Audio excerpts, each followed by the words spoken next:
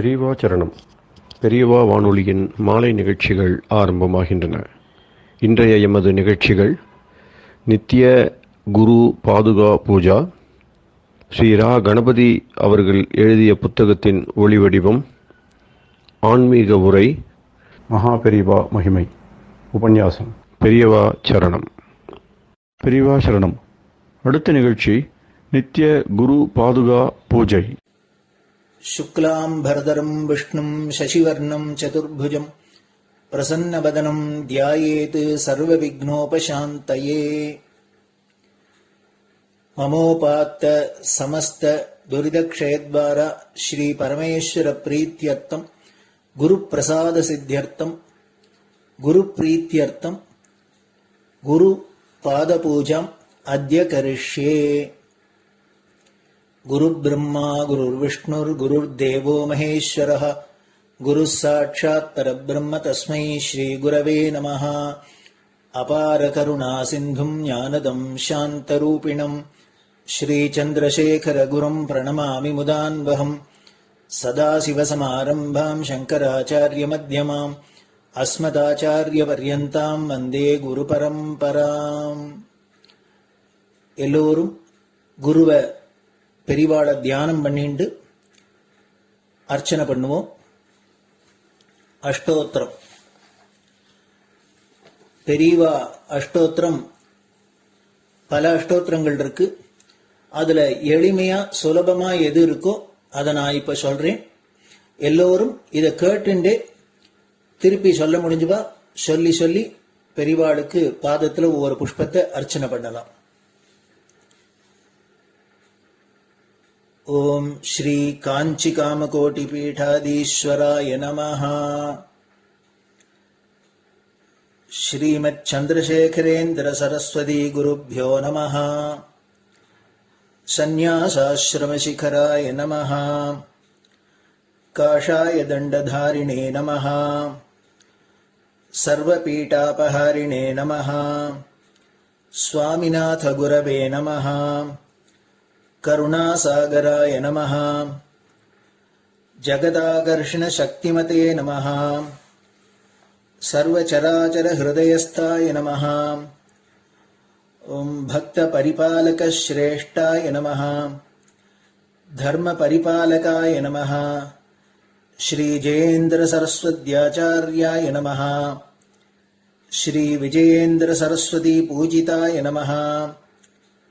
शिवशक्ति स्वरूपाय नमः. भक्ताभीष्ट प्रदायकाय नमः. ब्रह्मण्य पोषकाय नमः. ब्रह्म विष्णु शिवैक्य स्वरूपाय नमः. कांची क्षेत्रवासाय नमः. कैलाश शिखरवासाय नमः. स्वधर्म परिपोषकाय नमः. चातुर्वर्ण संरक्षकाय नमः. लोकरक्षण संकल्पाय नमः.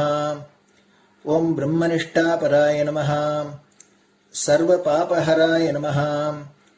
धर्मरक्षक संतुष्टाय नमः. भक्तार्पितधन स्वीकर्त्रे नमः. सर्वोपनिषत् सारज्ञाय नमः. सर्वशास्त्रगम्याय नमः. सर्वलोक पितामहाय नमः. भक्ताभीष्ट प्रदायकाय नमः. ब्रह्मण्य पोषकाय नमः. नानाविध पुष्पार्चितपताय नमः. रुद्राक्ष क्रीडधारिणे नमः. भस्मोद्दोलित विग्रहाय नमः. सर्वज्ञाय नमः. सर्वचराचर व्यापकाय नमः. अनेक शिष्य परिपालकाय नमः. मनश्चाञ्चल्य निवर्तकाय नमः. अभयहस्ताय नमः. भयापहाय नमः. यज्ञपुरुषाय नमः. यज्ञानुष्ठान रुचिप्रदाय नमः. यज्ञसम्पन्नाय नमः. यज्ञसहायकाय नमः. यज्ञफलदाय नमः. यज्ञप्रियाय नमः. उपमानरहिताय नमः. स्फटिक तुलसी रुद्राक्ष हारधारिणे नमः. चातुर्वर्ण समदृष्टये नमः. ऋग्यजुस्साम अथर्वणादि चतुर्वेद संरक्षकाय नमः. दक्षिणामूर्तिस्वरूपाय नमः जाग्रत् स्वप्न सुषुप्ति अवस्थातीताय नमः कोटिसूर्यतुल्य तेजोमय शरीराय नमः साधुसंग संरक्षकाय नमः अश्वगज गोपूजा निर्वर्तकाय नमः गुरुपादुक पूजा तुरंतराय नमः कनकाभिषिक्ताय नमः स्वर्ण बिल्वदल पूजिताय नमः सर्वजीव मोक्षदाय नमः मूकवाक्तान निपुणाय नमः नेत्र दीक्षादानाय नमः द्वादशलिंग स्थापकाय नमः गान रसप्रियाय नमः ब्रह्मज्ञानोपदेशकाय नमः सकलकलासिद्धिताय नमः चातुर्वण्य पूजिताय नमः अनेकभाषा संभाषण कोविताय नमः अष्टसिद्धिप्रदायकाय नमः ओम श्री शारदामठ सुस्थिताय नमः नित्यान्नदान सुप्रीताय नमः प्रार्थना मात्र सुलभाय नमः पादयात्रा प्रियाय नमः नानाविध मतपंडिताय नमः श्रुति स्मृति पुराणज्ञाय नमः देव यक्ष किन्नर किंपुरुष पूज्याय नमः श्रवणानंदकर कीर्तये नमः दर्शनानंदाय नमः अद्वैतानंदभरिताय नमः अव्याज करुणामूर्तये नमः शैव वैष्णवादिमान्याय नमः श्री शंकराचार्याय नमः दंडकमंडलोहस्ताय नमः वीणा मृदंग सकलवाद्यनाथस्वरूपाय नमः रामकथा रसिकाय नमः वेद वेदांग आगमादि सकलकला सतस्प्रवर्तकाय नमः हृदय गुहाशयाय नमः शतरुद्रीय वर्णितस्वरूपाय नमः केदारेश्वरनाथाय नमः अविद्यानाशकाय नमः निष्कामकर्मोपदेशकाय नमः लघुभक्तिमार्गोपदेशकाय नमः लिंगस्वरूपाय नमः सालग्राम सूक्ष्मस्वरूपाय नमः कालड्यां शंकरकीर्तिस्तंभ निर्माणकर्त्रे नमः जितेन्द्रियाय नमः शरणागतवत्सलाय नमः श्रीशैलशिखरवासाय नमः डमरुकनाद विनोदाय नमः वृषभारूढाय नमः दुर्मदनाशकाय नमः आभिचारिक दोषहर्त्रे नमः मिताहाराय नमः मृत्युविमोचकशक्त्याय नमः श्रीचक्रार्चन तत्पराय नमः दासानुग्रहकारकाय नमः अनुराधा नक्षत्रजाताय नमः सर्वलोकख्यातशीलाय नमः वेंकटेश्वर चरणपद्म षट्पदाय नमः श्री महात्रिपुर सुंदरी समेत श्री चंद्रमौलीश्वर पूजा प्रियाय नमः श्रीमच्चंद्रशेखरेन्द्र सरस्वती सद्गुरु परब्रह्मणे नमः गुरुभ्यो नमः परमगुरुभ्यो नमः परमेष्टिगुरुभ्यो नमः परात्परगुरुभ्यो नमः गुरुपरंपराभ्यां नमः गुरुपादुकाभ्यां नमो नमः. அடுத்தது ஊதுபத்தி இருந்தா அதை காமிச்சு தூபம், நெய் தீபம் இருந்தா காமிச்சு அதை நெய் தீபம் தீபம் காமிச்சுட்டு நைவேத்தியம் வெத்தலைப்பாக்கு பழம் இதுலேருந்து ஆரம்பிச்சு அவளுக்கு எது சௌரியமோ அதுபடி நைவேத்தியம் பண்ணலாம். அதுக்கு அடுத்தது கற்பூர ஹாரத்தி பண்ணி எல்லோரும் பிரதட்சிண நமஸ்காரம் பண்ணி பெரியவாள்கிட்ட பிரார்த்தனை பண்ணிண்டு எல்லோரும் க்ஷேமமா இருக்கணும், லோகம் பரம மங்களமா சௌக்கியமா இருக்கணும், எல்லோரும் வியாதி வெக்க இல்லாத ஆயுராரோக்கிய ஐஸ்வர்யத்தோட சாந்தம் அமைதியோட ஞான வைராக்கியத்தோட எல்லோரும் நல்லவர்களாயிருந்து நன்மையை அடையணும்னு பிரார்த்தனை பண்ணி இந்த பூஜையை தினம் செய்யலாம். குரு பிரம்மா குருர் விஷ்ணுர் குருர் தேவோ மகேஸ்வரः குரு சாட்சாத் பரபிரம்ம தஸ்மை ஸ்ரீ குரவே நமஹ. அபார கருணா சிந்தும் ஞானதம் சாந்தரூபிணம் ஸ்ரீ சந்திரசேகர குரும் பிரணமாமி முதான்வகம். சதாசிவசமாரம்பாம் சங்கராச்சாரிய மத்யமாம் அஸ்மதாச்சாரிய பர்யந்தாம் வந்தே குரு பரம்பராம். குரு பாத பூஜை நிறைவடைஞ்சது. பெரியவா சரணம். பெரியவா சரணம். பெரியவா வானொலியில் நேயர்கள் அடுத்து கேட்க இருப்பது ஸ்ரீ ரா கணபதி அவர்கள் எழுதிய புத்தகத்தின் ஒளி வடிவம். அளிப்பவர் ஸ்ரீமதி உமா சங்கர் அவர்கள். தேனினும் இனிய சொல்லான் தீச்சுடர் மேனி கொண்டான் ஊனுயிர்க்குயிரதான ஒன்றினைக் கலந்து நின்றான் ஏனினிக் கவலை நெஞ்சே இன்றுனக் அருள் செய்தான் இஞ்ஞானவான் காமகோட்டி நாதனை நம்புவோமே. ஜெய ஜெய சங்கர, ஹரஹர சங்கர. மகாபெரியவாளின் உபன்யாசங்களை ரா கணபதி அண்ணா தெய்வத்தின் குரல் என்ற பெயரில் 7 பாகங்களாக தொகுத்து அளித்ததின் 5ஆம் பாகத்தின் அடுத்த பகுதி ஸ்ரீ சங்கர சரிதம். அனைத்தும் அடங்கிய வைதீகம் ஆச்சாரியாள் மதமே. வேதத்தை ஒப்புக்கொள்வதாக சொன்னாலும் அப்படி சொல்லாவிட்டாலும் அன்றைக்கு இருந்த மதங்கள், அப்புறம் ராமானுஜர், மத்வர் போன்றவர்கள் ஸ்தாபித்த மதங்கள், இன்றைக்கும் லோகம் பூராவிலும் இருக்கிற அந்நிய மதங்கள் ஆகிய எல்லாவற்றிலுமே நல்லதாக என்னென்ன அம்சம் இருக்கிறதோ அதெல்லாம் வேதத்தில் இருப்பதுதான். கால தேச வர்த்தமானங்களால் வெளி ஆச்சார அனுஷ்டானங்கள் வைதிகமாக தெரியாது போனாலும் தேசாந்தரங்களில் உள்ள மதங்கள் உட்பட எதுவானாலும் ஸ்பிரிட்டை எடுத்துக்கொண்டால் அது வேதத்தில் ஆதாரமுள்ளதாகவே இருக்கும். இங்கே ஸ்பிரிட் என்று சொல்லும் போது நான் மதங்களில் உள்ள தத்துவங்களை மட்டும் சொல்லவில்லை, சடங்குகளையும் தான் சொல்கிறேன். இன்றைக்கு அந்நிய மதங்களில் உள்ள சடங்குகள் வைதிக வாசனையே இல்லாத மாதிரி இருக்கிற போதும் கூட அந்த சடங்குகளின் ஜீவனாக இருக்கப்பட்ட ஸ்பிரிட் என்று சொன்ன அம்சம் வேதத்தில் இல்லாமல் இருக்காது. வைதிகம் அவைதிகம் என்று சொல்லப்படும் எல்லா மதங்களுமே தெரிந்தும் தெரியாமலும் இப்படி தத்துவம் சடங்கு இரண்டிலும் ஓரொரு அம்சங்களை வேதத்திலிருந்து எடுத்துக்கொண்டுதான் உருவாகி இருக்கின்றன. ஓரொரு அம்சங்களைத்தான், பூர்ணமாக இல்லை. வேதத்தை பார்த்தால் அதில் சிவ சம்பந்தமாகவும் பல உண்டு, விஷ்ணு சம்பந்தமாகவும் பல உண்டு. விசிஷ்டாத்வைத்தம், துவைத்த மதம் முதலியவற்றில் சிவ சம்பந்தமானவற்றை விட்டுவிட்டு வைஷ்ணவமானதை மட்டும்தான் எடுத்துக்கொண்டிருக்கிறது.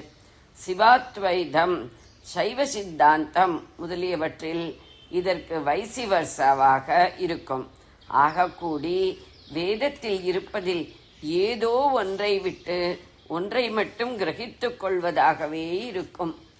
மீமாம்சகர்கள் கர்ம மார்க்கத்தை மட்டும் எடுத்துக்கொண்டு ஞானத்தை தள்ளினார்கள்.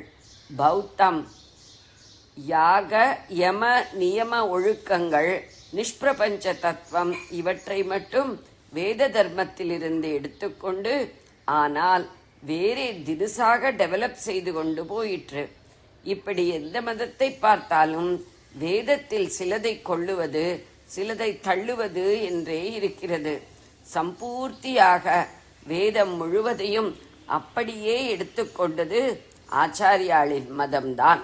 சரியாய் சொன்னால் அது ஆச்சாரியாள் மதமே இல்லை, ஒரிஜினல் வேத மதமே தான்.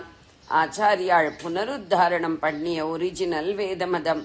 கர்மம், பக்தி, ஞானம், யோகம், தர்மம் என்ற ஒழுக்க நியமம், சப்பிரபஞ்சம், நிஷ்பிரபஞ்சம், சிவன், விஷ்ணு என்கிற மாதிரி பேதமில்லாமல் அத்தனை தெய்வங்களும் சம்மதம் என்பது என்று பூர்ணமாய் இருப்பது ஆச்சாரியாள் கொடுத்துள்ள வழி ஒன்றுதான். இதர மதங்களை பற்றி அவர் நிராகரணம் செய்த மற்ற அபூர்ண மதங்களை பற்றியும் கொஞ்சம் சொல்ல வேண்டியதாகிறது. கர்மகாண்டத்தை மட்டும் எடுத்துக்கொண்ட மீமாம்சகர்களை பற்றி சொன்னேன். லோகத்தை ஈஸ்வரன் என்பவன் சிருஷ்டித்ததாக அவர்கள் கருதவில்லை. கர்ம பலன்களையும் அவன்தான் தருகிறான் என்பதையும் ஒப்புக்கொள்ளவில்லை. சகுண ஈஸ்வரன், நிர்குண பிரம்மம் இரண்டும் அவர்களுக்கு இல்லை. ஈஸ்வரோபாசனையும் இல்லை, ஆத்ம தியானமும் இல்லை. ஸ்வர்க்கத்தையோ அல்லது அவர்களுக்கே என்ன என்று சொல்லத் தெரியாத ஸ்வர்க்கத்துக்கு மேலான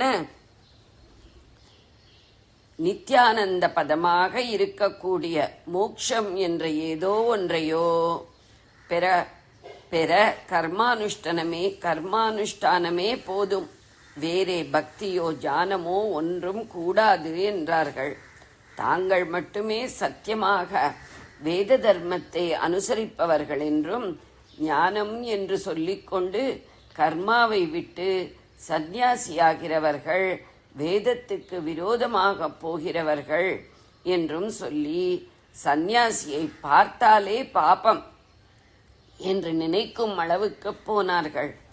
ஆனாலும் ஆஸ்திக மதங்கள், அதாவது வேத ஆதாரத்தை நம்பும் வைதிக மதங்கள் என்று சொல்லப்படும் 6 தர்சனங்களில் வேதாந்தத்துக்கு சமதையாக தங்கள் அபிப்பிராயத்துக்கும் அனுஷ்டானத்துக்கும் வேதத்திலேயே நேராக ஆதாரம் காட்டியவர்கள் இந்த மீமாம்சகர்கள்தான். அவர்கள் செய்த கர்மானுஷ்டானங்கள் யாவும் வேதோக்தமானவைதான். வேத மந்திரங்களுக்கு விளக்கமாக அர்த்தம் பண்ணியவர்களும் அவர்கள்தான். நியாயம், வைசேஷிகம், சாங்கியம், யோகம் ஆகியவை வேத பிரமாண்யத்தை ஆட்சேபிக்கவில்லை என்பதோடு முடிந்து போயிற்று.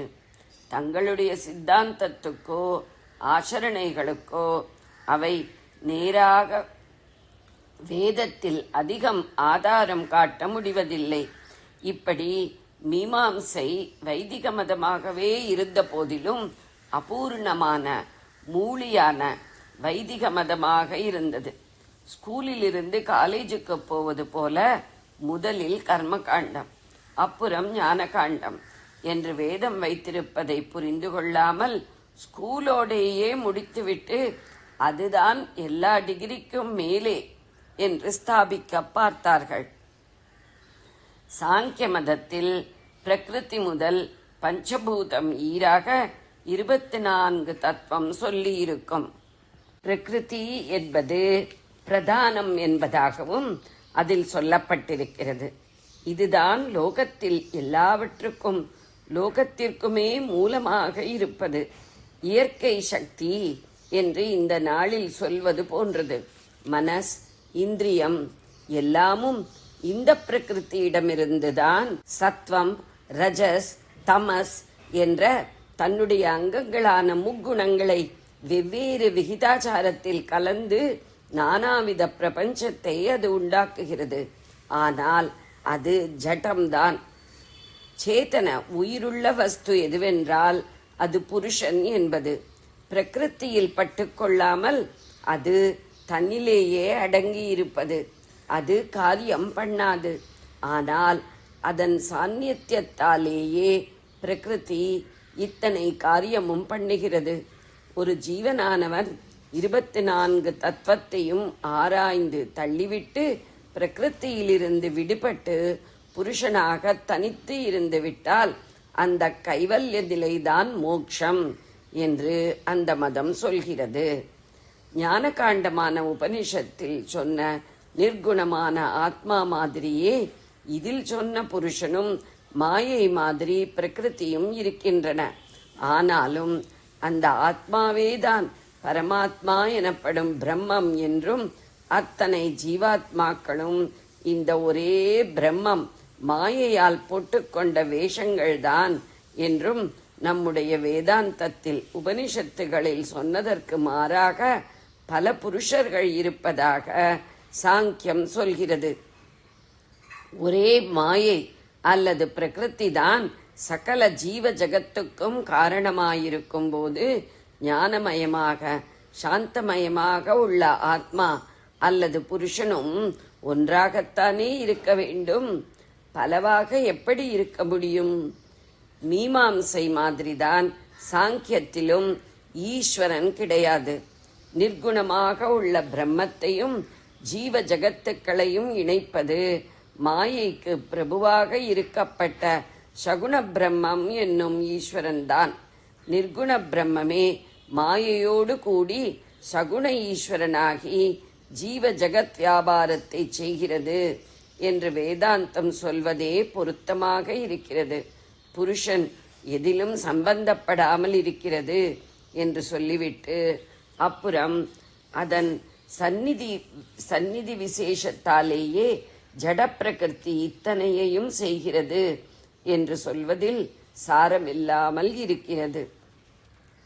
நிஷ்காமிய கர்மாவினால் சித்தசுத்தி பெற்று பலதாத்தாவான ஈஸ்வரனை பக்தியுடன் உபாசித்து சித்தத்தை ஒன்றிலேயே நிறுத்த பழகிய பிறகு ஞான விசாரம் செய்தால்தான் பிரகிருதி கட்டிலிருந்து விடுபட முடியுமே தவிர கர்மானுஷ்டானமும் இல்லை, ஈஸ்வரனும் இல்லை என்று வைத்துவிட்டு அடைய வேண்டிய சத்தியத்தை பற்றி விசாரம் செய்வதற்கு மாறாக தள்ள வேண்டிய 24 தத்துவங்களை ஆராய்வதால் எப்படி விடுதலை கிடைக்கும்? சேத்தனமான பிரம்மத்தையே உபனிஷத்துக்கள் ஜகத்காரணமாக சொல்லுகின்றன. ஆனால் சாங்கியமோ அச்சேதனமான பிரதானத்தை பிரகிருத்தியைத்தான் காரணமாக சொல்கிறது என்ற மூலமான வித்தியாசத்தை கொண்டே ஆச்சாரியாள் அது வைதிக சம்பிரதாயம் ஆகாது என்று ஸ்தாபித்திருக்கிறார். புருஷன் என்ற தத்துவத்துக்கு ஆத்மாவுக்கு கர்த்திருவம் இல்லை, அதாவது அதற்கு எந்த காரியமும் இல்லை என்று வேதாந்தம் மாதிரியே சாங்கியமும் சொன்னாலும் அதற்கு போக்திருத்வம் இருப்பதாகவும் புருஷனின் போகத்துக்காகத்தான் பிரகிருத்தியானது சிருஷ்டி என்ற ஒன்றை செய்வதே என்றும் சொல்கிறது. இது வேதாந்தத்துக்கும் ஒத்துவரவில்லை, பகுத்தறிவுக்கும் ஒத்துவரவில்லை. போகத்தை அனுபவிப்பது என்பதும் ஒரு காரியம்தானே. காரியமில்லாத புருஷ தத்துவம் இந்த காரியத்தை மட்டும் எப்படி செய்ய முடியும்? ஆத்மா, அதாவது புருஷன் கர்த்தாவும் இல்லை போக்தாவும் இல்லை என்பதுதான் அனுபவிகள் யாவரும் சமாதி நிலையில் கண்டுள்ள உண்மையாயிருக்க, அது கர்த்தா மட்டும்தான் இல்லை ஆனால் போக்தாவாகும் என்பது பிரத்யக்ஷத்திற்கு விரோதமாகும். யோகம் என்பது சித்தத்தை அடக்கி சமாதி நிலையில் விடுபட்டிருப்பதற்கு வழி சொல்கிற மதம். அஷ்டாங்க, அதாவது 8 அங்கங்கள் கொண்ட யோக சாதனையை அது சொல்கிறது. அது இன்றளவும் பலரால் அனுஷ்டிக்கப்பட்டு பலன் கொடுத்தும் வருகிறது. ஆனாலும் ஈஸ்வரன் என்ற ஒருவனை அது ஏற்கிறது என்ற ஒரு அம்சம் தவிர மற்றபடி சித்தாந்தத்தில் சாங்கிய மத அபிப்பிராயங்களையே தான் எடுத்துக்கொண்டிருக்கிறது. அதனால் அதன் குறைபாடுகளில் பல இதிலும் இருக்கின்றன. ஈஸ்வரனை அது ஒப்புக்கொள்வதும் அவன்தான் ஜீவ ஜகத்துக்களின் வியாபாரத்தை நடத்தி கர்ம பலனையும் தருகிறவன் என்ற முறையில் அல்ல. சித்த நிரோதம் அடக்குதல் செய்ய விரும்பும் சாதகன் சித்தத்தை பலவற்றில் சிதறவிடாமல் ஏதோ ஒரு உயர்ந்த லட்சியத்தில் நிறுத்துவதற்கு கொஞ்சம் கூட அழுக்கும் அழுகையும் இல்லாத ஈஸ்வரன் என்ற ஐடியல் பிரயோஜனப்படுகிறதென்றே அந்த மதத்தில் அவனை ஒப்புக்கொண்டிருக்கிறது. ஜெய ஜெய சங்கர, ஹரஹர சங்கர. பெரியவா சரணம். இந்நிகழ்ச்சியின் அடுத்த பகுதி நாளை மாலை இதே நேரத்தில் ஒளிபரப்பாகும். பெரியவா சரணம். பெரியவா சரணம். பெரியவா வானொலியில் நேயர்கள் அடுத்து கேட்க இருப்பது திரு கவிக்கண்ணன் அவர்களின் ஆன்மீக உரை. பெரியவா சரணம். ராம் ராம். ஸ்ரீ குருப்யோ நமஹ. ஜெய ஜெய சங்கர, ஹர ஹர சங்கர. பெரியவா வானொலி நேயர்கள் அனைவருக்கும், மகா பெரியவாவுடைய பக்தர்கள் அனைவருக்கும் அடியேன் கவிக்கண்ணனின் அன்பு கலந்த நல்வாழ்த்துக்கள். அடுத்த பாட்டு கிட்டத்தட்ட அதே மாதிரி தான் சொல்லிட்டு இருக்கார். விதி காணும் உடம்பை விடாவினையேன் கதி காண மலர்கடல் என்றருள்வாய். மதிவாழுதல் வள்ளியை அல்லது பின் துதியா விரதா சுரபூபதியே சுரபூபதியே. விதி காணும் உடம்பை விடாவினையேன் கதிகான மலர்கடல் என்று அருள்வாய். மதி வாழ்நுதல் வள்ளியை அல்லது பின் துதியா விரதா சுரபூபதியே. முதல் பாட்டுல சொல்லும்போது சிங்கார வனந்தே தீநெறி போய் மங்காமல் எனக்கு வரம் தருவாய்னு கேட்டார்.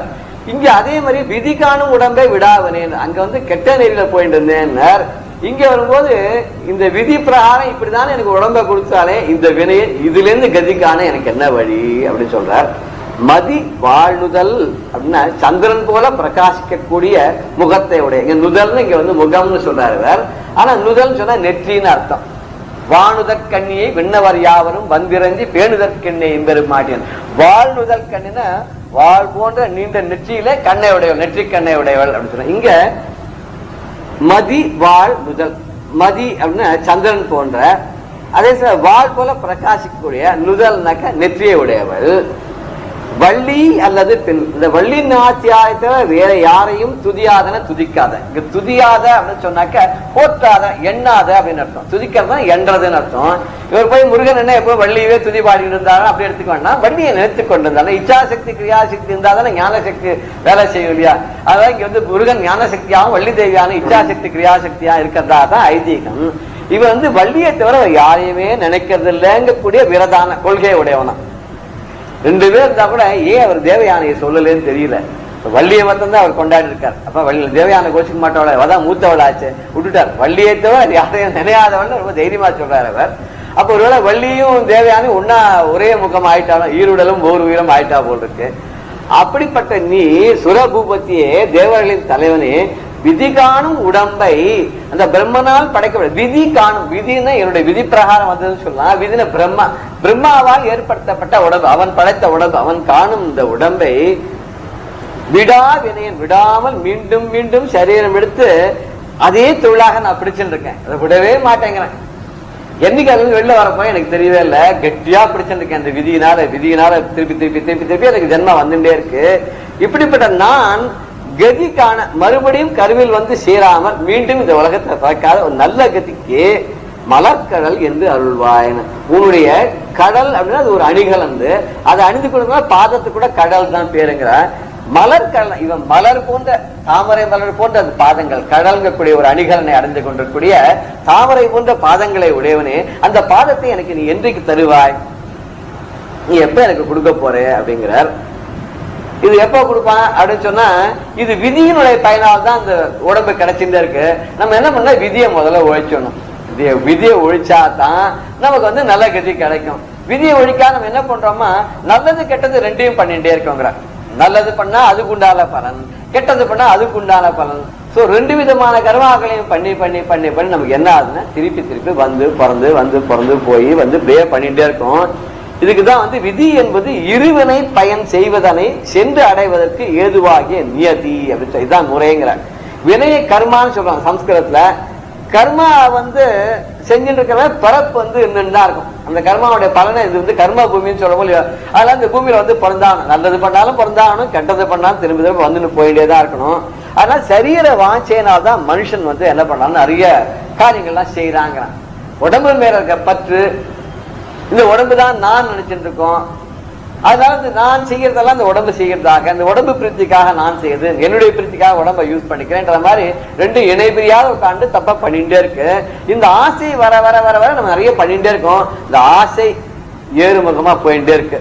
இந்த ஆசை அகன்றாதான் நமக்கு என்ன கிடைக்கும் அப்படின்னு எல்லாம் நீங்கும். இந்த வினை பயன்கள் நீங்கினாதான் நமக்கு மறுபடியும் பிறப்பு இல்லாத இருக்கும். இப்ப இந்த சங்கிலி இருக்கிற பிறப்பு இருக்கிற சங்கிலி அருந்து போகணும் அப்படின்னு சொன்னா, புனர்ஜென்மம் இல்லாத இருக்கணும்னு சொன்னா அது பகவானை கெட்டியாக பிடிச்சிருக்கணும்னார். வள்ளலார் சொல்ற அந்த இடத்துல வான் பிறந்தார் புகழ் தணிகை மலையை கண்டு வள்ளலே நின் புகழை மகிழ்ந்து கூறேன். எப்படி எனக்கு விதி என்ன பிடிச்சா பிடிச்ச ஆட்டாத இருக்கும், ஆட்டின்னா இருக்கும். வான் பிறந்தார் புகழ் வான் திறந்தார் புகழ். வானத்திலே பிறந்தவர்கள் அவர்களாம் தேவர்கள். அவர்களாம் புகழக்கூடிய தணிகை மலையை கண்டு வள்ளலேன் புகழை மகிழ்ந்து கூறின. தணிகை மலையை தேவர்கள் எல்லாம் போற்றுறாராம். அப்பேற்பட்ட மலையில வாழக்கூடிய வள்ளலே, உன்னுடைய புகழை நான் மகிழ்ந்து கூறேன். உன்ன நான் பாடுறதே கிடையாது, உன்னுடைய புகழே பாடுறது கிடையாது. இது மனுஷாலாம் போய் ஸ்தோத்திரம் பண்ணி உட்கார்ந்து இருக்கேன். தேன் பிறந்த மலர் குழலார்க்கு ஆளா வாழா திரிகின்றேன் புரிகின்றேன் தீமை நாளும். தேன் பிறந்த மலர் குழலார்க்கு ஆளா வாழா திரிகின்றேன். தேன் சொரியக்கூடிய மலர்களை சூடிக்கொண்டிருக்கக்கூடிய குழந்தை உடைய உனக்கு ஆளாகாமல் நான் தெரிந்து கொண்டிருக்கேன். முருகன் பூவை சூடின்னு இருக்கான். அந்த பூவில் தேன் சொரியது, அதனால வண்டுகள் எல்லாம் வைக்கிறதான். அப்பேற்பட்ட உனக்கு ஆளாகாமல் நான் தெரிஞ்சு உட்காந்து இந்த பூலோகத்தை தெரிஞ்சிருக்கேன். என்னாலும் தீமையை புரிகின்றன. நல்லது பண்ணாலும் அதை கெட்டதையே பண்ணிட்டு இருக்கேன். உன் பிறந்த உடல் ஓம்பி அவமே வாழ்நாள் ஒழிக்கின்றேன் பழிக்கு ஆளாய் உற்றே நந்தோ. ஊன் பிறந்த உடலாம். இது ரத்தத்தினாலே மாம்சத்தினாலே பிறந்த அந்த உடல். இதை ரொம்ப போற்றி வளர்த்து வாழ்க்கை முழுக்க தப்பு தண்டாவே பண்ணிட்டு நாளெல்லாம் போற்றி கழித்து கொண்டிருக்கேன். இப்படி பழிக்கு ஆளாகி உற்றேன். எல்லாம் நம்மளதான் திட்டுறான், அதை பண்ணா இதை பண்ணா. நல்லதே பண்ணா தப்பையே பண்ண ஆளாகி இதுலயே தெரிஞ்சு உட்கார்ந்து இருக்கேன். ஏன் பிறந்தேன் பாதி ஏன் யான் என் குறையை எவருக்கு எடுத்து இயங்குவேன் இங்கே. நான் இந்த மாதிரி ஏன் பிறந்தேன் எனக்கு புரியல. ஏதாவது நல்லது காரியம் பண்ண நல்லதும் பண்ணல, உன்னை ஸ்தோத்திரம் பண்ணவும் இல்லை, உன்னுடைய மலையை ஸ்தோத்திரம் பண்ணல, உன்னுடைய இருப்பிடத்தை ஸ்தோத்திரம் பண்ணல, உன்னுடைய பாதத்தை ஸ்தோத்திரம் முந்து கொண்டு வள்ளலாறு கிடக்கிற அருணகிரிநாதன் மாதிரியே சொல்லும்போது கதிகானம் உடம்பை விழாவிடையும் கதிகான மலர்கள் என்றார். எனக்கு எப்ப விமோசனம் எதிர் கேட்டார். இங்க அவர்னால எப்ப பார்த்தாலும் வாழ்ந்து தெரிஞ்சு பண்ணிட்டே இருக்கேனேங்கிறார். இந்த முருகனை எப்படி வேணாலும் நம்ம நினைச்சுக்க முடியும். எப்படி நினைச்சுக்கணும் அப்படின்னு கேட்டோம்னாக்க, அறவாழி அந்தணன் ஆள் சேர்ந்தார் கல்லால் பிறவாழி நீர்த்தலர்னு வள்ளுவ சொன்னார். அறவாழி அந்தணன் அறங்கக்கூடிய கடல்ல இருக்கக்கூடிய அவன் அற ஆழி. அறம்னா தர்மம், தர்மமே கடலா அந்த அவ்வளவு. அப்படிப்பட்ட அந்தணன் நல்லதை செய்யக்கூடியவன் ஞானி. அவனுடைய பாதத்தை சேர்ந்தார்கள்லாம் பிற ஆழி நீத்தன. பிறவி இந்த பெருங்கடலை தாண்டனமான பிறவி பெருங்கடல் நீக்குவார் நீந்தா இறைவனடி சேராதான் இன்னொரு சொல்லுங்க. பிறவி பெருங்கடல் தாண்டனம்னா அவனுடைய பாதத்தை பிடிச்சாதான் முடியும் அப்படின்னு. அப்பேற்பட்ட முருகன் யாரு என்னன்றதுக்கு அதே ஒருத்தர் சொல்றார். முப்புறம் எரித்தவன் கண்களில் பிறந்தாயினர். அவன் அவனுடைய குமார சம்பத்தை சின்னதா சுருக்கமாக கடிதம் சொல்லும் போது, முப்புறம் எரித்தவன் கண்களில் பிறந்தாய் மூவிரு கமலத்தில் மகிழ்வுடன் தவந்தாய் ஒப்பில தத்துவ உபதேசம் தந்தாய் ஓராது படை வீடு கோவிலாய் கொண்டாய் சாரங்கள் மருகனே முருகனே சங்கரி மைதனே முகனே. முப்புறம் எரித்தவன் தங்களில் பிறந்தாயினர். 3 புறங்களையும் திருப்புறங்களையும் சம்ஹாரம் பண்ண அந்த பரமேஸ்வரனுடைய கண்ணிலிருந்து தீப்பொறியாக நீ பிறந்தாய். 3 கமலத்தில் மகிழ்வுடன் தவழ்ந்தான். 6 கமல புஷ்பங்கள்ல அந்த தீப்பொறியை கொண்டு போய் வாயுதேவன் சேர்க்கவும் அந்த நீ கமலத்தை குழந்தையாக பண்ண அங்க தவழ்ந்தாய். கங்கை சரவண பொய்கையில அந்த கமலத்தினால குழந்தையாக நீ தவழ்ந்தாய். ஒப்பிலா தத்துவ உபதேசம் தந்த அந்த பரமேஸ்வரனுக்கு தோல்ல உட்கார்ந்து அதுக்கு ஒரு பிரணவ உபதேசத்தை நீ தான் தந்த. ஓராறு படை வீடு கோவிலாக கொண்டான். முருகனுக்கு முக்கியமா சொல்ல கூட 6 படை வீடு தான். 6 படை வீடு திருப்பரங்குன்றம், செந்தில், பழனி, சுவாமிமலை, அப்புறம் இங்க திருத்தணிகை,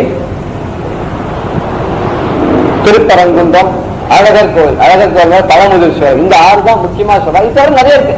அவரு ஒரு கோவில்கள் இருக்கதா சொல்றா. முருகனுக்கு 6 படை வீடு தான் முக்கியமா சொல்றா. இந்த ஊராறு படை வீடு கோவிலாய் கொண்டாய் தப்பாமல் சூரர் படை தகத்து நீ வென்றாய் தயவோடு குறவள்ளி குஞ்சரியை மணந்தாய் இப்புவியில் எனை காக்க மகிழேறி வருவாய் இன்னையில் மாயையை கலைந்து நீ அருள்வாய் சாரந்தன் மருகனே முருகனே. தப்பாம சூரர் படை தகர்த்து நீ வென்றான். அந்த சூரர் படையில ஒருத்த கூட தப்பி போக முடியாது. அத்தனை பேரை அழிச்சு சூரனே தான் ஆட்கொண்டாரான். தயவோடு குற வள்ளி குஞ்சறியே மணந்தா. ரொம்ப தயவோட போய் அந்த வள்ளி குலத்தையும் மணந்து கொண்டான், தேவ குஞ்சறியே தேவயானையும் மணந்து கொண்டானா. இப்புவியில் என்னை காக்க மயிலேல். இப்படி நீ உன்னுடைய பல லீலைகள் நான் பண்ணிருக்கேன் முருகா, நீ மயில் மீது ஏறி இந்த பூமியை என்னை காப்பாற்றத்துக்காக வர வேண்டும். இம்மையில் மாயையை கலைந்து நீ அல்ல. இந்த இம்மையில இப்பிறவியிலே இந்த உலகத்திலே இந்த மாயையை விலக்கி எனக்கு நீ அருள் பண்ண வேண்டும். உன் அருள் கிடைச்சாதான் எனக்கு விதிகானும் உடம்பை விடாதனையும் கதிகான மலர்கழிந்தவா எனக்கு நல்ல கதி கிடைக்கணும். எப்படியா இருந்தாலும் நீ இப்படி வந்தாதான் இந்த புவியில என்னை காட்டணும்னா நீ மயிலேறி வரணும், இந்த மாயைகளா விளக்கணும். அப்பதான் எனக்கு நல்லதாகும், எனக்கு நல்லது கிடைக்கும் அப்படின்னு சொல்லணும்.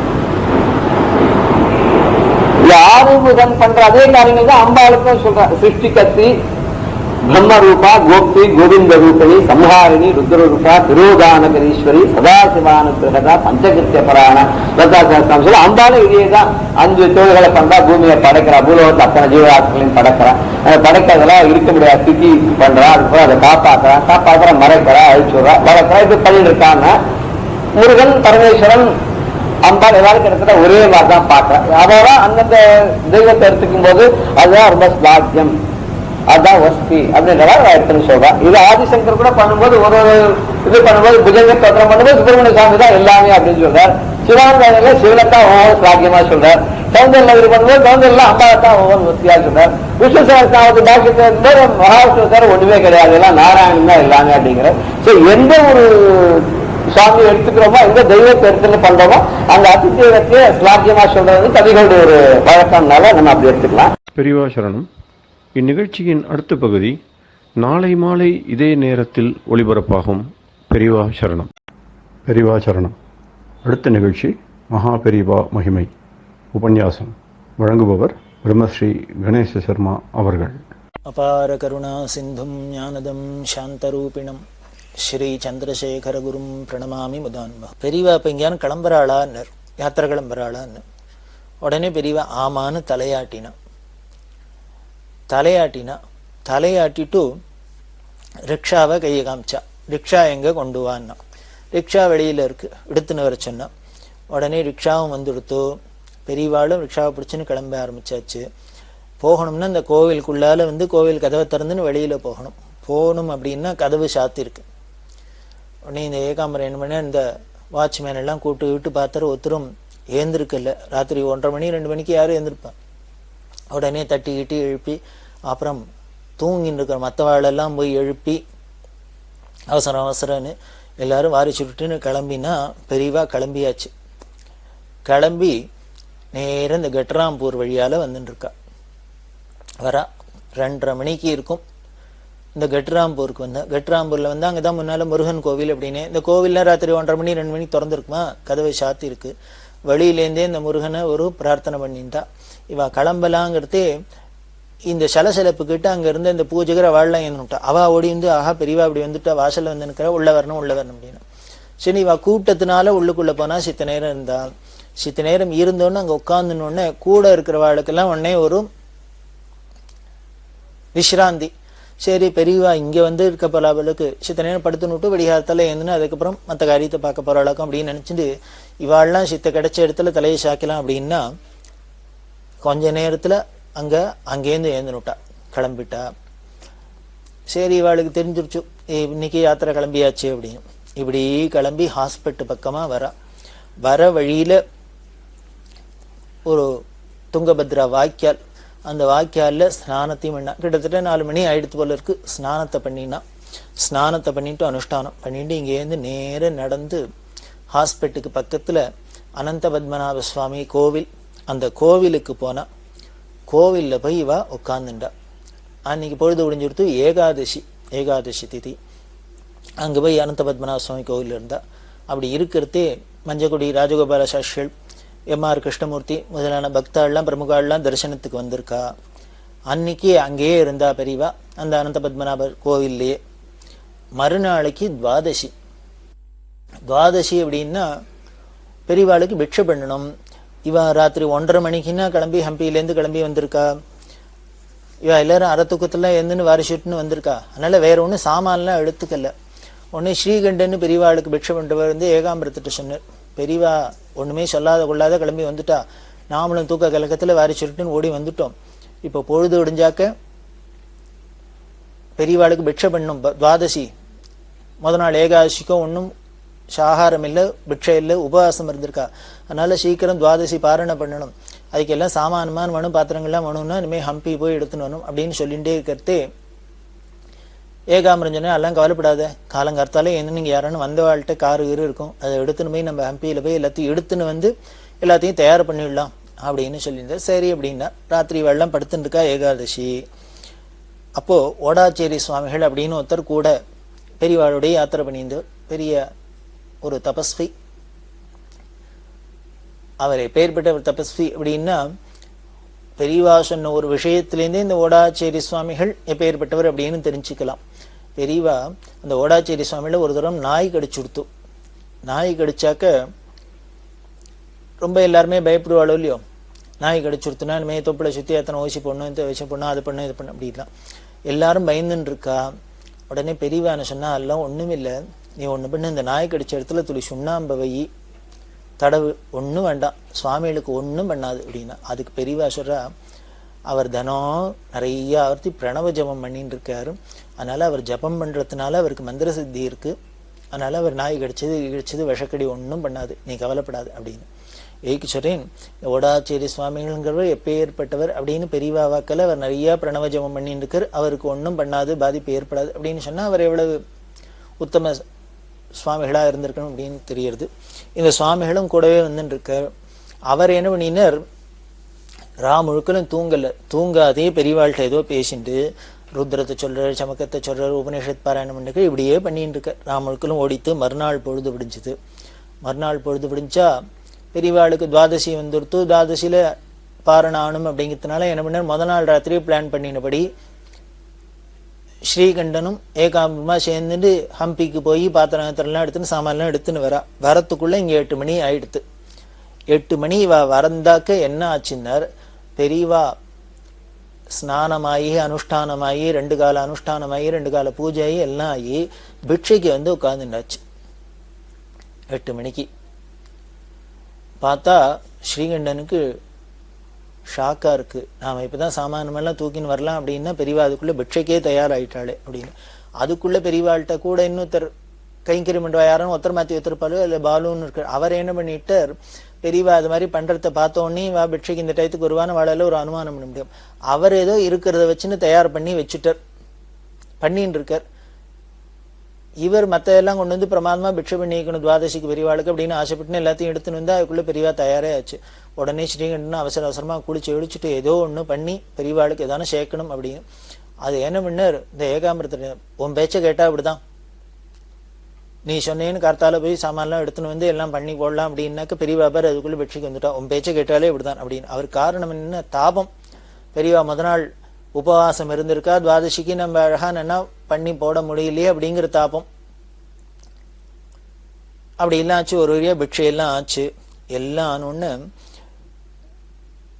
இவாள்லாம் முத நாளே 1:30 மணிக்கெல்லாம் கிளம்பி ராமுழுக்கெல்லாம் தூக்கம் இல்லாதெல்லாம் இருந்து இப்படி எல்லாம் வந்திருக்கா இல்லையா. பெரியவாளும் பிட்சை பண்ணா, மற்றவாளும் துவாதசி பாரணை பண்ணாலும் இல்லையோ 10 மணிக்கு கிளம்பிட்டா. 10 மணிக்கு கிளம்பி நேர ஹாஸ்பிட்டலுக்கு போயாச்சு. அங்க வேணுகோபால சுவாமி கோவில் அங்க போயாச்சு.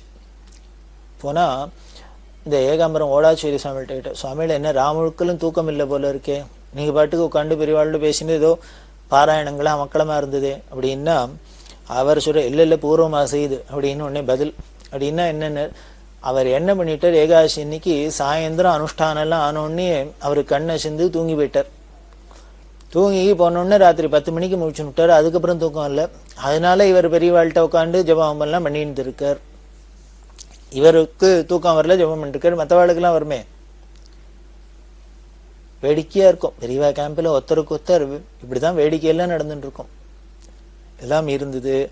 மறுநாளைக்கு கிளம்பிதான் வேணுகோபால சுவாமி கோவிலுக்கு போயாச்சு. அந்த வேணுகோபால சுவாமி கோவில்ல இருந்தா அங்கேருந்து முடிச்சுட்டு பக்கத்துல ஓசூரம்மா கோவில் அப்படின்னு, ஓசூரம்மான்னு ஒரு அம்பாளங்க, அந்த ஓசூரம்மா கோவிலுக்கு போனா அங்க பிரதோஷ பூஜையை முடிச்சுட்டா. அதுக்கப்புறம் மறுநாளைக்கு கிளம்பி இந்த துங்கபத்ரா நதி பக்கத்திலேயே துங்கபத்ரா நதி, அது ஒரே மலைப்பாங்கா இருக்கும். கீழே இறங்கி போனோம், ஒரே குண்டும் குழியும் முள்ளும் கல்லுமா இருக்கும். அதிலெல்லாம் ஒரு வழியாக போய் ஸ்நானம் பண்ணினா, ஸ்நானம் எல்லாம் பண்ணிட்டு பெரியவா யாத்திரையே கிளம்புறா திருப்பி ஹாஸ்பிட்டலுக்கு வர்றதுக்கு. அப்படி பார்த்தாக்க இந்த ஓடாச்சேரி சுவாமிகளை காணும். அவர் எங்கே போனார்னு தெரியல. இவாள்லாம் என்ன நினச்சிருந்தா, கூட கைங்கிரமெல்லாம் ஓடாச்சேரி சுவாமிகள் முத நாள் ஏகாதசி இன்னைக்கு பாராயணம் பண்ணியிருந்தார். அப்புறம் அவர் பாட்டுக்கு துவாதசி பாராயணம் ஆனோன்னு நேராக கிளம்பி ஹாஸ்பிட்டலுக்கு பேர்ப்பறாகும் அப்படின்னு இவாள்லாம் நினச்சிட்டு இருக்கா. ஆனால் பெரியவா இந்த போய் துங்கபத்ரால ஸ்நானம் பண்ணிட்டு அந்த முள்ளுகள் எல்லாம் தாண்டின்னு வராள். அப்போ காலில் முள்ளெல்லாம் குத்தி இவாள் இல்லாமல் வழியெல்லாம் சுத்தம் பண்ணிட்டு வரா. இருந்தாலும் அதே மீறி பெரியவா காலில் முள்ளை குத்தி தானே முள்ளெல்லாம் எடுத்துன்னு இத்தனை எல்லாம் மக்களத்தோட வந்துன்னு இருக்கா. நல்ல 11 மணிக்கு வெயிலில் நடந்து வேகன்னு நடந்து வரா பெரியவா. அப்படி வரத்தையே பார்த்தா அந்த வேடாச்சேரி சுவாமிகள் பின்னால் வந்து இதை பார்த்தோன்னே ஆச்சரியமா இருந்து எங்கே போயிருந்தாருன்னு கேட்டால் அவர் உடனே சொன்னார், நேற்று ராத்திரி பொழைச்சதே புனர்ஜென்மமாக போச்சு, பெரியவானுங்கிறதுல பொழைச்சேன் அப்படின்னு. கூட இருந்தவர்கள் சுவாமியில நீங்கள் ஏதோ ஹாஸ்பிட்டல் போயிட்டாக்கும் நாங்களாம் சொல்லிட்டு இருக்கோம், பெரியவா கிட்டத்துக்கு நீங்கள் என்ன அப்படி சொல்கிறீங்களே அப்படின்னார். அவர் சொன்னால் இல்லை முத நாளைக்கு இந்த ஹொசூரம்மா கோவிலில் இருந்தா இல்லையா, அந்த பக்கத்தில் துங்கபத்ரா நதி இருந்ததுலாம் சொன்னேன். அங்கே போய் இவர் சாயந்தரம் அனுஷ்டானத்துக்கு போயிருக்கார். அனுஷ்டானத்துக்கெல்லாம் போனவர் அங்கே ஸ்நானம் பண்ணி அனுஷ்டானம் பண்ணிட்டு என்னமோ தெரியல பிரம்ம பிடிச்சாப்புல இந்த துங்கபத்ரா பார்த்துன்னு உட்காண்டே இருந்தவர் உட்காந்தே சமைஞ்சு போனாப்புல உட்காந்துட்டார். அமாவாசை ஒட்டி இருந்ததுனால ஒரே இருட்டா போயிடுத்து. இருட்டுல இவருக்கு எப்படி வெளியில வரணும், எந்த பக்கமா போகணும், ஊர் எங்க இருக்கு, இடம் எங்க இருக்குன்னு தெரியாத அளவுக்கு போயிடுத்து. என்ன பண்றதுன்னு தெரியாத இந்த துங்கபத்ரா நதியில நடுப்புற இருக்கிற பாறையிலேயே உட்கார்ந்துட்டு ராமுழுக்கலும் நதிக்கு நடுப்புற ஒரு பாறையில உட்கார்ந்துட்டு இருட்டுல அமாவாசை இருட்டுல விடிய உட்கார்ந்துட்டு இருக்கார். முத நாள் ராத்திரி ஏகாதசியில பெரிவாசனத்துல விடிய உட்காந்து ஜபம் பாராயணம் பண்ணினத்துக்கு இப்போ என்ன எடுத்துன்னு பலன் போல இருக்கு. மறுநாளைக்கு ஏகாந்தமா நதியில உட்கார்ந்துட்டு ஏகாந்த வாசம் பண்றாப்புல ஆயிடுத்து. இதெல்லாம் சொன்னார். அப்புறம் பொழுது விடிஞ்சு இவர் திருப்பி இவர் அனுஷ்டானத்தெல்லாம் முடிச்சுட்டு பெரியவா எங்க இருக்கான்னு தேடிட்டு வந்திருக்காரு. அப்பதான் பெரியவா நடந்து வந்துட்டு இருக்கா. அதைத்தான் பெரியவாள்கிட்ட சொன்னேன். என்ன ஆயிருக்குமோ ஏதாயிருக்குமோ தெரியல, நான் பாட்டுக்கு நெடுப்புற ராத்திரியில மாட்டின்னு விட்டேன், பொழைச்சது புனர்ஜென்மம் பெரியவா அனுகிரம் அப்படின்ட்டு அவரும் வந்து சேர்ந்துட்டு. பெரியவானா 11 மணி ஆச்சுல வேகுன்னு ஓடாத குறை தான் நடந்து போறா. இதை பார்த்த ஏகாம்பரம் இவாளுக்கெல்லாம் ஒரு மாதிரி சிரமமா இருந்தது. பெரியவாளுக்கு வர வழியிலே முள்ளுக்குள்ளெல்லாம் காலெல்லாம் குத்தி இருக்கு. அப்படி இருக்கிறது பெரியவா எதுக்கு இப்படி ஓடி போறா அவசரமா அப்படின்ட்டு வேற என்ன பண்ணார், பெரியவாள்கிட்ட சொன்ன, பெரியவா இந்த வயசுல இவ்வளவு அவசரமா ஓடப்படாது, மொள்ள நிதானமா நடந்து போகலாம்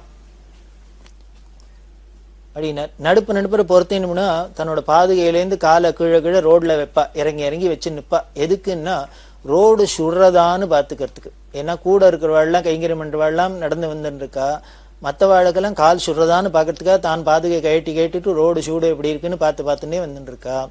வேகமா போறா, வேகமா வேற போறா. அவர் சொன்ன உடனே எல்லாரும் பக்தாள்லாம் கூட வரவாள்லாம் அவாவெல்லாம் காலில் எல்லாம் செருப்பு தான் போட்டுன்னு வரா. அதனால பெரியவா ஒன்னும் அவசரமா போக வேண்டாம், மொள்ளவே நடந்து போகலாம், பெரியவா சிரமப்படுத்திக்க கூடாது அப்படின்னா பெரியவா உடனே சொல்றான், வந்தவாள்லாம் தரிசனத்துக்கு வந்தவாள்லாம் செருப்பு போட்டுன்னு வரா, நானும் பாதுகாப்பட்டுருக்கேன். ஆனா கைங்கரியம் நீங்கள்லாம் வெறுங்காலோட வரையில ஆச்சு மணி 11 மணியா எடுத்தனாலே சூடு ஏற ஆரம்பிச்சுடும்.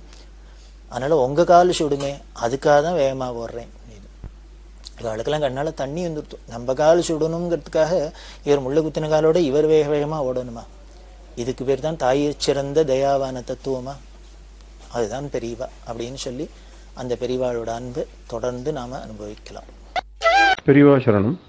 இந்நிகழ்ச்சியின் அடுத்த பகுதி நாளை மாலை இதே நேரத்தில் ஒளிபரப்பாகும். பெரியவா சரணம். பெரியவா சரணம். அடுத்த நிகழ்ச்சி திருவாசக இன்னிசை. வழங்குபவர் ஸ்ரீ சத்குருநாத தேசிகர் அவர்கள். பெரியவா சரணம். திருச்சிற்றம்பலம்.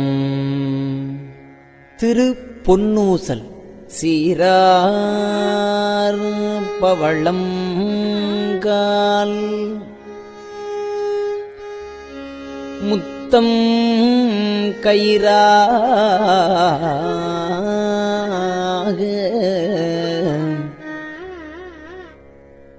ஏறாரும் பொற்பலகை ஏறி இனிதமர்ந்து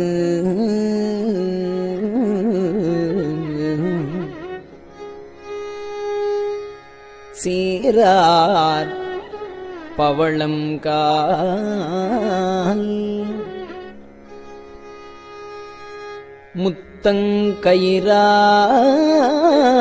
முத்தங்கயிறாக ஏறாரும் பொற்பலகை ஏறி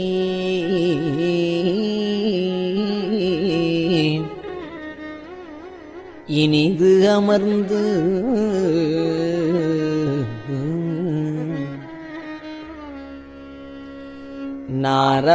நாராயணன் அறியான் நான் மலர்த்தாள் நாராயணன் அறியான் நான் மலர்த்தாள் நாயடியேற்கு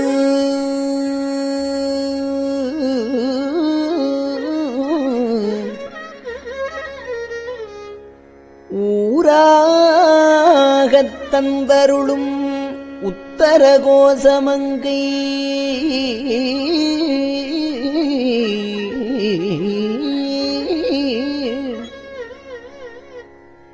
ஆராமுதின்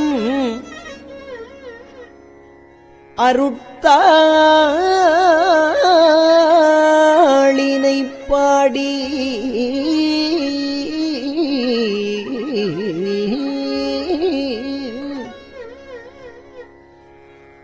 உத்தர கோசமங்கை ஆராமுதில்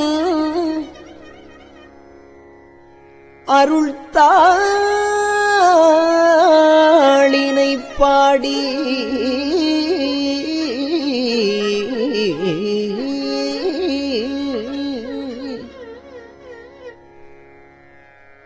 போரார் வேர்க்கண்மடவீர் பொன்னூசல் ஆடாமோ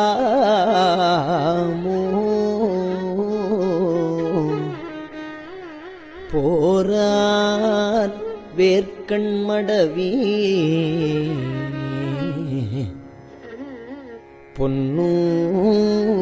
பொன்னூசல் ஆடாமோ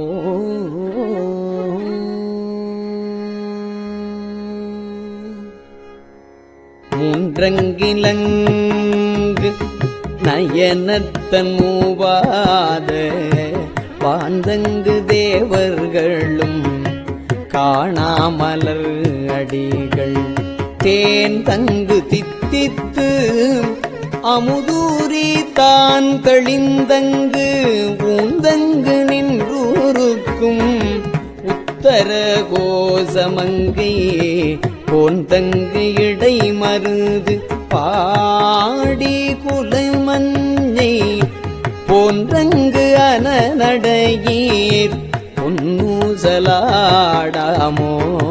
போன்றங்கு அனநடையீர் பொன்னூசலாடாமோ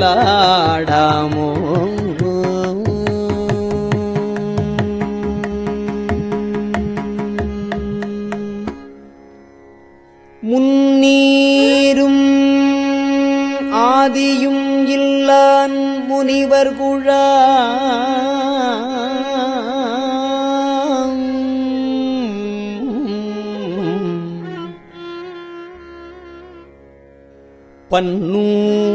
பன்னூறு கோடி இமையோர்கள் தாம் நிற்ப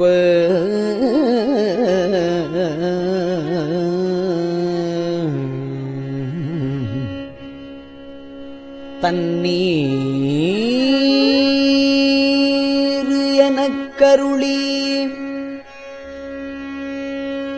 தன் கருணை வெள்ளத்து மன்னூர மன்னு மணி உத்தர கோசமங்கை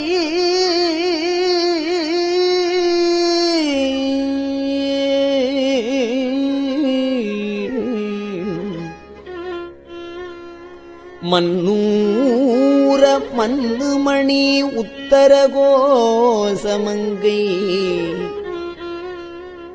மின்னேறு மாமலர் பரவியன் மாளிகை பாடி மாளிகை பாடி பொன்னேறு பூமுலையீர் பொன்னூசலாடாமோ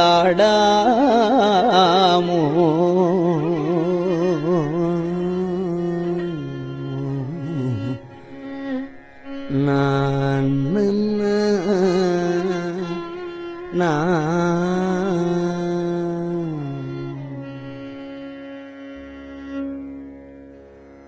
நஞ்சமர் கண்டத்தன் அண்டத்தவர் நாதன்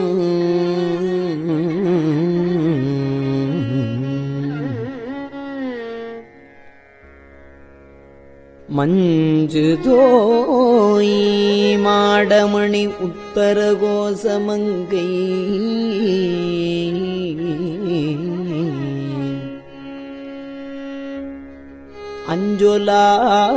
அஞ்சொலாள் தன்னொடும் கூடி அடியவர்கள் நெஞ்சுளே நின்று அமுதம் ஊறி கருணை செய்து துஞ்சல் பிறப்பறுப்பான் தூய புகழ் பாடி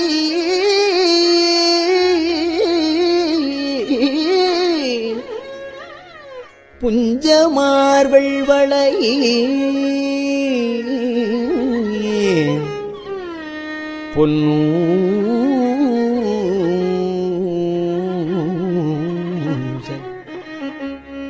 பொன்னூசல் ஆடாமோ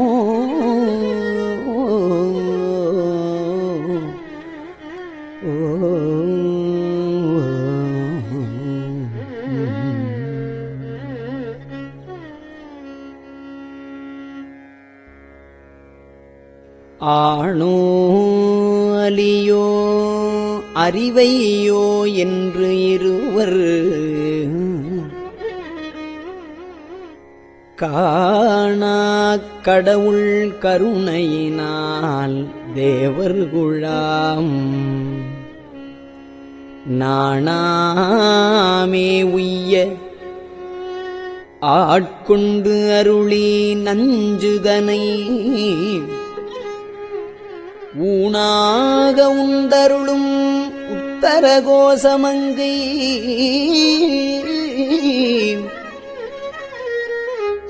கோணாறு பிறைச்சன்னி கூத்தன் குணம் பரவி பூணாறு பணமுலையீர் பொன்னூசலாடாமோ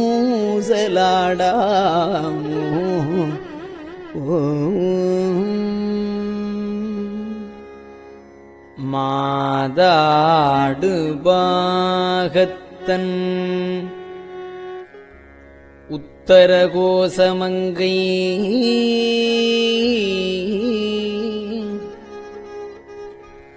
தாதாடு குன்றை சடையான் அடியாருள்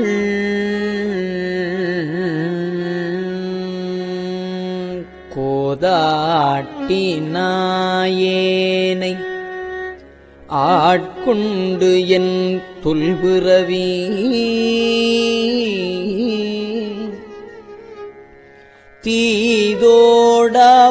தீதோடவண்ணம் திகழ பிறப்பறுப்பான் காதாடு குண்டலங்கள் பாடி கசிந்து அன்பான்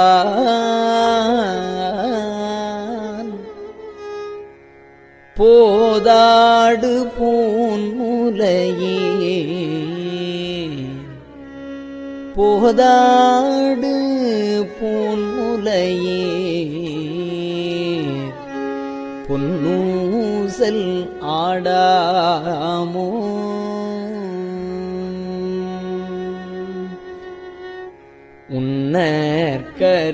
உன்னற்கரியதிரு உத்தர கோசமங்கை உன்னற்கரியதிரு உத்தர கோசமங்கை மன்னி போலிந்திருந்த மன்னி போலிந்திருந்த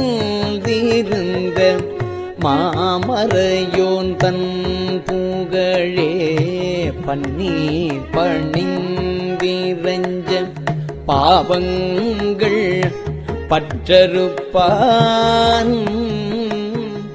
அன்னத்தின் மேலேறி அன்னத்தின் மேலேறி ஆடும் அணி மயில் போல் என்னத்தன் என்னையும் ஆட்கொண்டான் எழில்வாடி பொன்கொத்த பூன்முலையீர் பொன்வொத்த பூன்முலையீர் பொன்னூசல் ஆடாமோ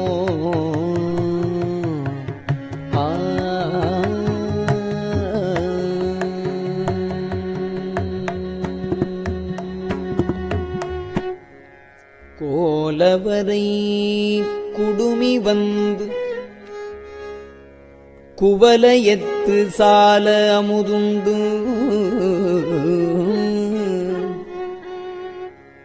தாழ்கடலின் மீதெழுந்து ஞாலம் மிக பரிமேற்கொண்டு நமையாண்டான்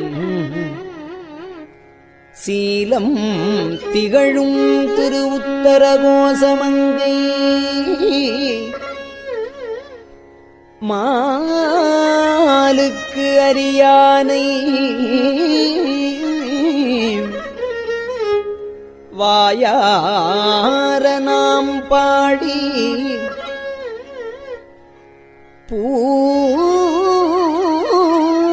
பூலித்து அகங்குழைந்து பொன்னூசல் ஆடாமோ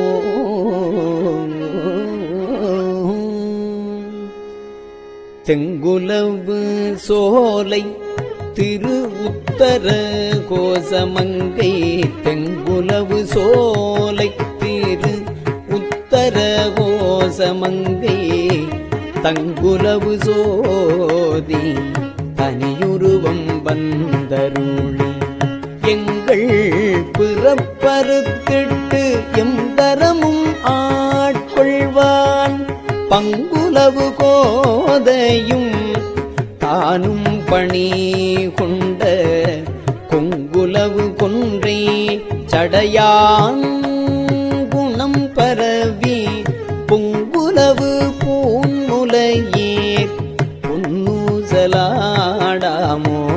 பொங்குலவு கொன்றை சடையான் குணம் பரவி பொங்குலவு பூன்முலையீர் பொன்னூசலாடாமோ பொங்குலவு பூன்முலையீர் பொன்னூசல் ஆடாமோ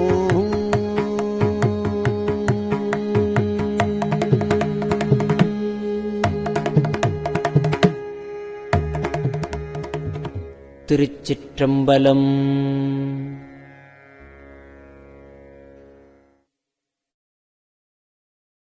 பெரியவா சரணம். இந்நிகழ்ச்சியின் அடுத்த பகுதி நாளை மாலை இதே நேரத்தில் ஒளிபரப்பாகும். பெரியவா சரணம். பெரியவா சரணம். பெரியவா வானொலியின் இன்றைய நிகழ்ச்சிகளின் நிறைவாக திருப்பொன்னூசல் வழங்குபவர் சத்குருநாத தேசிகர் அவர்கள். பெரியவா சரணம். திருச்சிற்றம்பலம். திருப்பொன்னூசல் சீரார் பவளம் கால் முத்தம் கயிறாக ஏறாரும் பொற்பலகை ஏறி இனிதமர்ந்து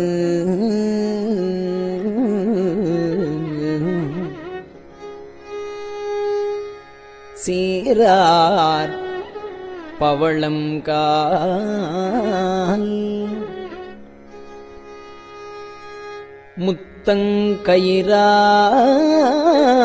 முத்தங்கயிறாக ஏறாரும் பொற்பலகை ஏறி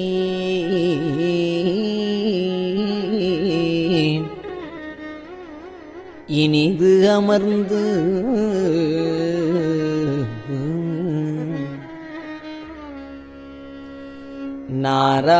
நாராயணன் அறியான் நான் மலர்த்தாள் நாராயணன் அறியான் நான் மலர்த்தாள் நாயடியேற்கு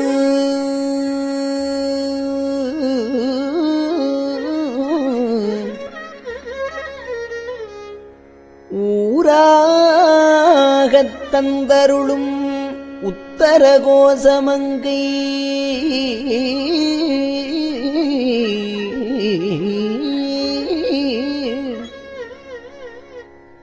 ஆறாமுதின்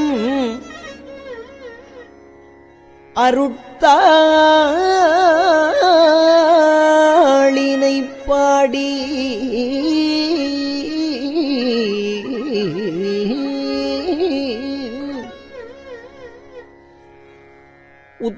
உத்தரகோசமங்கை ஆறாமுதில்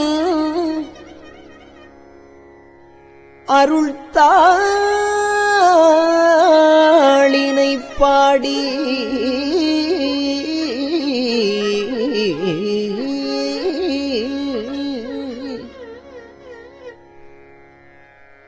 போரார் வேர்க்கண்மடவீர் பொன்னூசல் ஆடாமோ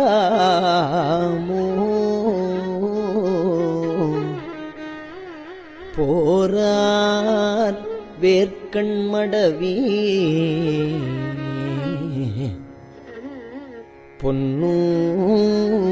பொன்னூசல் ஆடாமோ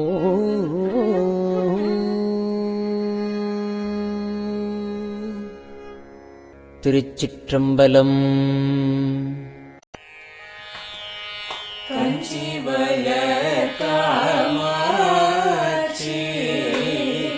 தன் குழந்தாய் சங்கரே கஞ்சி வளர் காமாட்சி தன் குழந்தாய் சங்கரே குரு சந்திரசேகரே உறங்கிடுவீர்களே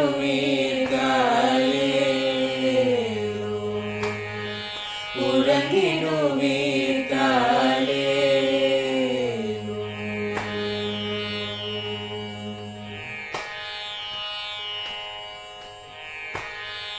ஆதிகுரு சங்கரராய் அன்றொரு நாள் வந்தவரே அறுபத்து எட்டாகும் ஏகபதி காலே ஏழுலகும் பூப்பவரே காப்பவரே கரப்பவரே எல்லோர்க்கும் அருள்பவரே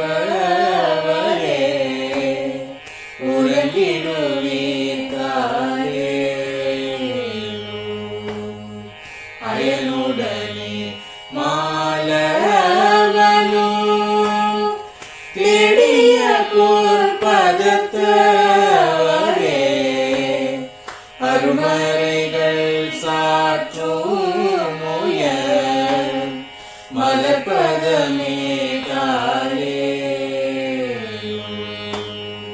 முக்தி நிலை எய்திடவே சக்தி தரும் சத்குருவே முக்தி நிலை எய்திடவே சக்தி தரும் சத்குருவே நித்தமெங்கள் நாவீசையில் நித்திரை கொள்தாளே நித்தமெங்கள் நாவீசையில் நித்திரை கொள்தாளே நித்தமெங்கள் நாவீசையில் நித்திரை கொள்தாளே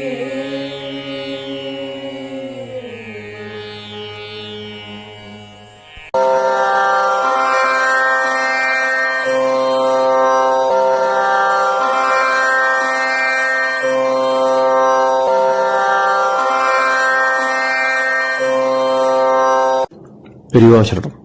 பெரியவா வானொலியின் மாலை நிகழ்ச்சிகள் இத்துடன் நிறைவடைகின்றன. எமது அடுத்த ஒளிபரப்பு நாளை காலை இந்திய நேரப்படி 6 மணிக்கு துவங்கும். பெரியவா சரணம்.